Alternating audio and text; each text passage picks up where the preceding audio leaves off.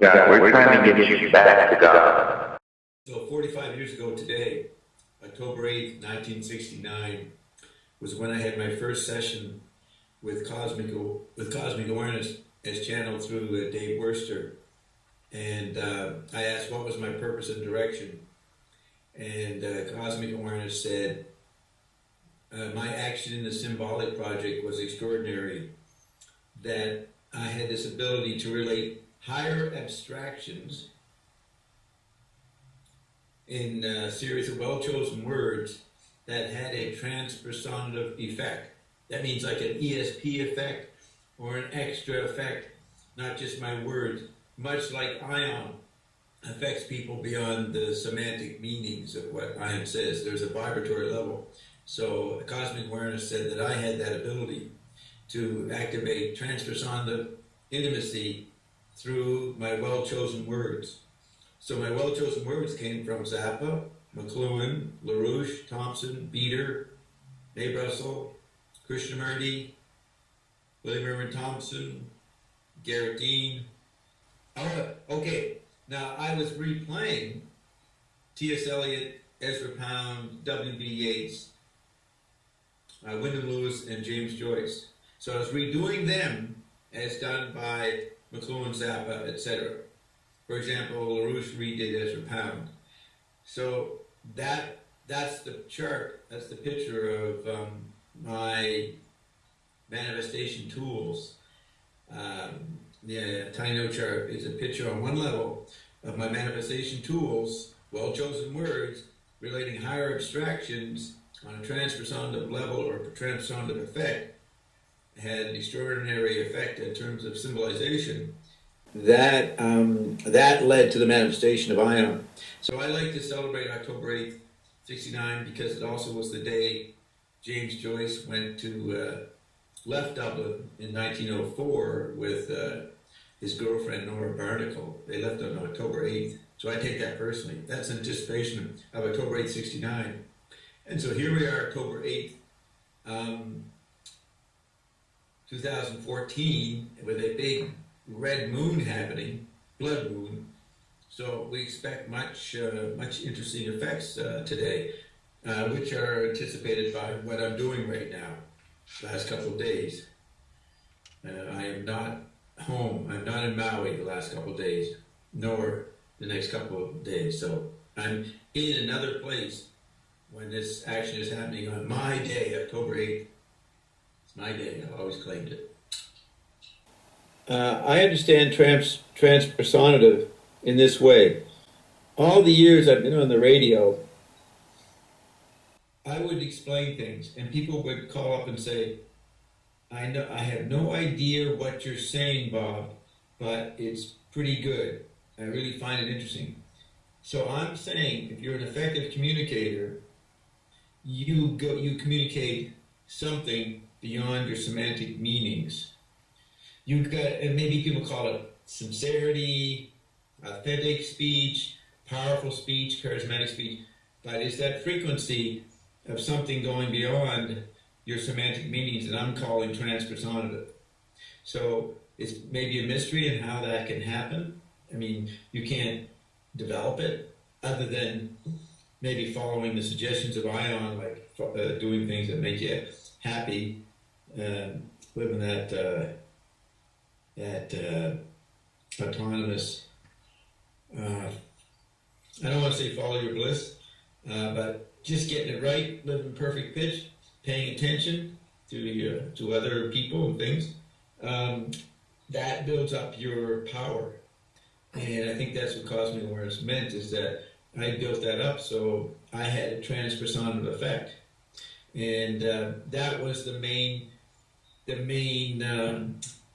charisma I had, because no one ever had a sense, and ion jokes about it, of what I actually meant semantically, but they knew I was saying something, and then the result of that was an extension of that transpersonative by ion. Ion is like quadruple the transpersonative effect. The intimacy of its frequency on people, especially in private sessions, was undeniable. And so I was really good at making a transpersonative communication. And he also said something about using the precise words. Yes, well, what Cosmic Ware said about me using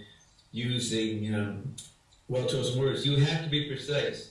You have to know what the right word is for each set, for each point, for each qualification. So you have to be listening to what you're saying and anticipating the effect it has on people and knowing when, oh, that wasn't the right word, got to say it better. It's almost like you got to make it meaningful to yourself. You have to really listen to what you're saying, and as soon as you notice that it's not meaningful to you, you got to correct that. You got to find out what you didn't do and what effect you didn't make. So then you would backtrack, repeat, start over again. But it's the focusing on understanding what you're saying to yourself, as well as the others you're speaking to. That creates the transpersonative effect too. So that's the only way to define it. No, Unless there's something else going on that Ian's trying to get to, which you tried to get to through your question a couple of weeks ago about synaptic connections. I also think your type of communication, this transpersonative, has to do with a very original way of making new patterns, and expressing these higher abstractions, as you say. Yeah, I think you're right. If you say something, if you make new, fresh connections, that relaxes people as well as excites them, then that allows the non-physical transpersonal vibe to enter in them. Because people most of the time are defending themselves, blocking themselves, because people are saying such familiar rhythms and phrases to them that they know that it hadn't worked before. So that deadness is what you have to avoid. And that's what poetry tries. But that's written poetry. But written poetry doesn't seem to have the effect that spoken poetry has today. And pop music, rock music, all kinds of music, hip hop, that's the modern poetry. But that is overdone. Everybody's overloaded by music. It's the biggest drug, and you don't need any other drugs. There's such great music. But nobody has the original way of using speech as opposed to singing. Speech has been severely damaged. So my ability is to retrieve speech and its power and its unique way to make patterns that emphasize meaning. And could it be music affects the non-verbal, but the verbal, which could be pictorial. It's interesting, music might be pictorial in its effect, but the verbal creates meaning, significant order. So it's creating significant order is what can also trigger transpersonal. Not just the flow of music, which creates a massage, and you call it the non-verbal massage. But that's one half of the brain. You could say that's the right hemisphere. The left hemisphere brain is crying out for applicability too. So, and me just saying applicability at that point is an example of saying a word that is never heard before in this context. So the applicability of significant order that verbal precision can evoke is an aesthetic pleasure in itself. So Ian talked about the aesthetic versus the instinctive, or instinct. Putting the two together would be the transpersonal effect I'm talking about. So as you go for new patterns, as you utter them, luckily get it right, that attracts the instinct for getting the new, but it has to have a significant order, and that evokes the aesthetic. So our speech should include the merger of the aesthetic and the instinctive. Because instinctive is partly, you might feel you're winging it, but as you try to describe something new, which slang often tries to do bluntly, but as you try to make this new pattern, you have to be aware of an aesthetic order to it, significant order. That would be the aesthetic sense. And that comes from making sure that you're making sense to yourself as you do it. So you would never start saying a bunch of stuff and then say, oh, I don't know what I said. They ask you to repeat it. Well, I just was blabbing. I can't remember.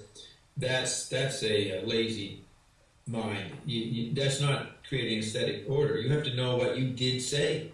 You have to pay attention. You can't be talking absentmindedly. It's like, you should be like composing with your words. Yeah, you're composing. And that's the poetic instinct, which is aesthetic instinct. That's why Ion says this is the new music. It's like composition. Yeah. And a good dialogue with Ion, whoever does it, that's music. That's the new theater. That's the new poetry. Because there's nothing simpler than words, cheaper than words, inexpensive, yet more effective for the eureka sense in the brain. The sense of eureka or getting epiphanies. That's what one should aspire to when they talk. Back in 2010, one of my deep conversations, contradictory, frustrating conversation, was about what was thought, what was brain matter, gray matter, what was the skull, what was the brain, what was mind. And the phrase that comes up, he emphasized laying new conduits or new pipes, and thought was the water that ran through the new pipes. But that is what we do or can do, is make new pipes. And so when you feel your brain's expanding from what we're saying on payday, that's you feeling new conduits being made. And you might say overlaying, you're overlaying new pathways. So you think in terms of synaptic connections as your imagery for pathways, but new ones are being made. Is the moon going to change in the new environment? It already has. We say that, look in the confines of your mind for all the bits and pieces and the conduit that was laid. Bob, do you remember the conduit, the water hose, the riser diagram, and the labyrinth of the mind, and how we went and how it moves thoughts from the long-term and short-term memory from the frontal lobe down into the different cores of the cortexes, and lays out back of how it affects the hypothalamus and how that connects and runs from the neural pathways and those that get reset and the neuropathy that comes thereof, and all those neurons that can move you into a fear base or move you into a schizophrenia base or move you into every other problem of the mind that you can't answer from a position of not knowing. All those things. I do remember. God, we're trying to get you back to God.